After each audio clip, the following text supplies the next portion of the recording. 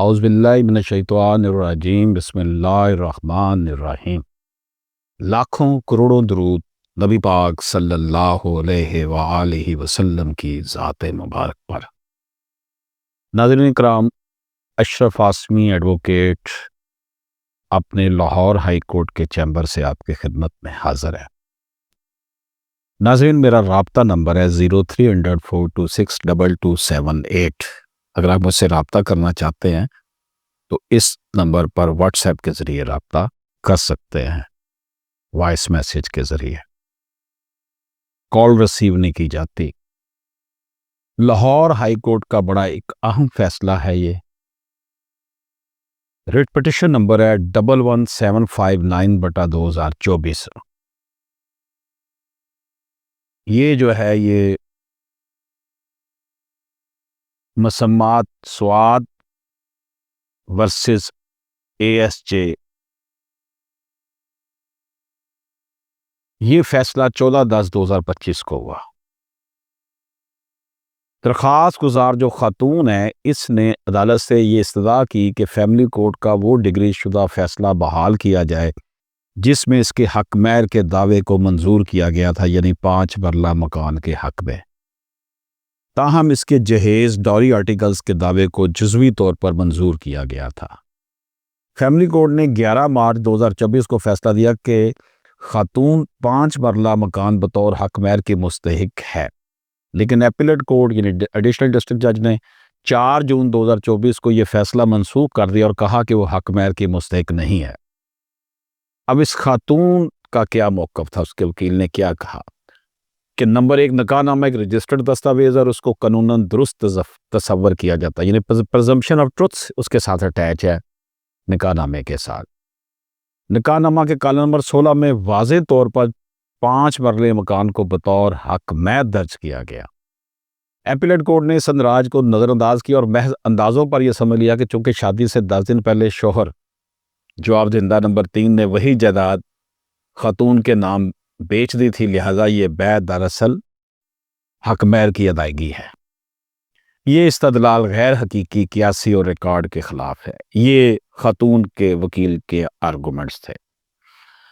تو جو جواب دہندہ ہے شوہر جو تھا، اس کے وکیل کا کیا موقف تھا؟ اس نے کہا یہ شادی لو میرج تھی، رشتہ داروں میں طے شدہ نہیں تھی۔ جواب دہندہ جذباتی دباؤ میں تھا اور خاتون کے اثر میں آ کر شادی سے 10 دن پہلے اس کے نام جائیداد فروخت کر دی، لہٰذا وہی بیع دراصل حق مہر کی ادائیگی سمجھی جائے۔ اب درخواست گزار خاتون کی طرف سے جو اس کا ریبٹل پیش کیا گیا، جواب الجواب دیا گیا، ان کے مطابق دونوں خاندان پہلے سے ایک دوسرے کو جانتے تھے۔ جواب دہندہ اپنی زمین فروخت کرنا چاہتا تھا جو خاتون کے والد نے خریدی اور بیٹی کے نام منتقل کروا دی۔ بعد میں دونوں کی پسند کی شادی ہوگی، لیکن یہ شادی جواب دہندہ کے خاندان کی مرضی کے خلاف تھی۔ شادی کے بعد شوہر، بیوی اور اس کے والدین اسی گھر میں رہنے لگے۔ اب عدالت کی آبزرویشن کیا ہیں جناب؟ آنریبل ہائی کورٹ کے جج انوار حسین صاحب نے کیا فرمایا کہ یہ معاملہ بظاہر دلچسپ اور غیر معمولی ہے۔ شادی سے صرف 10 دن پہلے دلہا اپنی ہونے والی بیوی کے نام پراپرٹی بیچ دے اور بعد میں یہی جائیداد اس بات کا تنازع بن جائے کہ آیا یہ سیل تھی یا حق مہر کی ادائیگی تھی۔ لیکن عدالت نے کہا کہ اصل سوال یہ نہیں ہے کہ یہ واقعہ عجیب ہے یعنی، بلکہ یہ ہے کہ آیا ایک رجسٹرڈ نکاح نامہ کی صراحت کو صرف قیاس پر رد کیا جا سکتا ہے؟ عدالتی استدلال کیا تھا جی؟ لیگل ریزننگ کیا تھی؟ نکاح نامہ ایک رجسٹرڈ دستاویز ہے جو سچائی کے قرین سمجھی جاتی ہے۔ کالم نمبر 16 میں واضح طور پر 5 مرلہ مکان بطور حق مہر درج ہے۔ نکاح نامہ میں کہیں یہ ذکر نہیں کہ یہ مکان پہلے ہی فروخت یا ادا ہو چکا ہے۔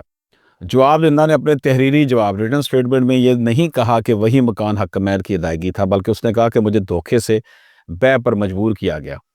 عدالت نے یہاں جواب دہندہ کے بیان کا ایک اہم پیراگراف نقل کیا جس میں خود اس نے کہا کہ یہ شادی میری پسند کے خلاف تھی، میں جذبات میں آ گیا، مجھے بیع پر مجبور کیا گیا اور کوئی حق مہر طے نہیں پایا۔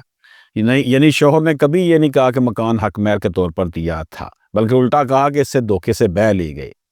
اب قانونی اصول کیا جی؟ عدالت نے کہا جو شخص ایک ہی معاملے میں 2 متضاد باتیں کہے اس کی بات قابل سماعت نہیں ہے۔ یہی اصول جو ہے ایلیگنس کنٹرے نان ایسٹ آڈینس کہلاتا ہے۔ مزید یہ کہ پلیڈنگ تحریری موقف سے باہر پیش کی گئی شہادت یا دلیل قانونی طور پر بے حیثیت ہے۔ ناظرین کرام، مزید قانونی نقطہ جو سامنے آیا وہ یہ تھا کہ قانون کسی مرد کو یہ نہیں روکتا کہ وہ اپنی ہونے والی بیوی کو شادی سے پہلے کوئی جائیداد بیچ دے، لیکن جب ایک رجسٹرڈ نکاح نامے میں واضح طور پر حق مہر درج ہے تو قیاس یا اندازے سے اسے ختم نہیں کیا جا سکتا۔ ایپیلیٹ کورٹ نے اس فیصلے کو نظر انداز کیا اور محض ایک اندازے پر فیصلہ دے دیا جو کہ قانون کے برعکس ہے۔ جہیز کے معاملے میں دونوں عدالتیں متفق ہیں کہ خاتون کو کچھ سامان یا متبادل رقم 2 لاکھ روپیہ دی جائے۔ اس حصے میں کوئی قانونی خامی نان ریڈنگ آف ایویڈنس یا مس ریڈنگ آف ایویڈنس ثابت نہیں ہوئی۔ سپریم کورٹ کا فیصلہ ہے جناب 2023 SCMR 1434 میں بھی یہی اصول بیان ہوا ہے کہ عدالتی حقائق پر مبنی فیصلوں میں مداخلت صرف اسی وقت ہو سکتی ہے جب فیصلہ بالکل من گھڑت یا ثبوت کے برعکس ہو۔ ایسا کوئی معاملہ یہاں نظر نہیں آیا، لہٰذا ہائی کورٹ نے قرار دیا کہ ایپیلیٹ کورٹ کا فیصلہ جس میں حق مہر کے دعوے کو مسترد کیا گیا ناقابل برقرار ہے، سسٹینیبل ہے۔